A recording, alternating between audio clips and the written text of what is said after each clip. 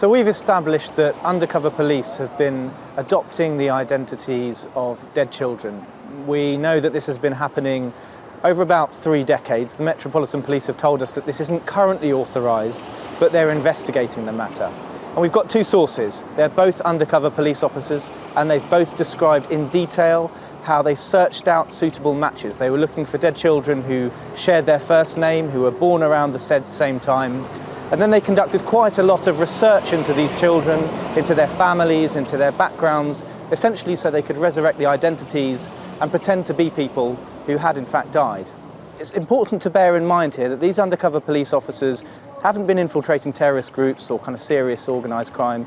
They were infiltrating protest groups. So one of the police sources has told us that for him that was a problem. He used the phrase Stasi-like because of the political nature of their work. The other source who's described to us how he did this said that he thought it was for the greater good, that potentially it was justifiable because they were doing important police work.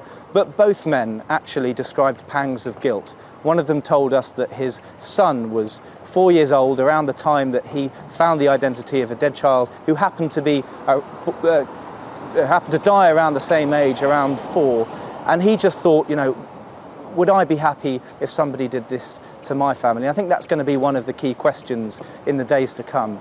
We've established that around 80 dead children, at least, it could be fewer, it could actually be quite a few more, have had their identities taken in this way. And I think the Metropolitan Police will be asked, have they contacted the victims, the families, to tell them? Do these families have a right to know that the identities of their dead children have been resurrected and used by undercover police?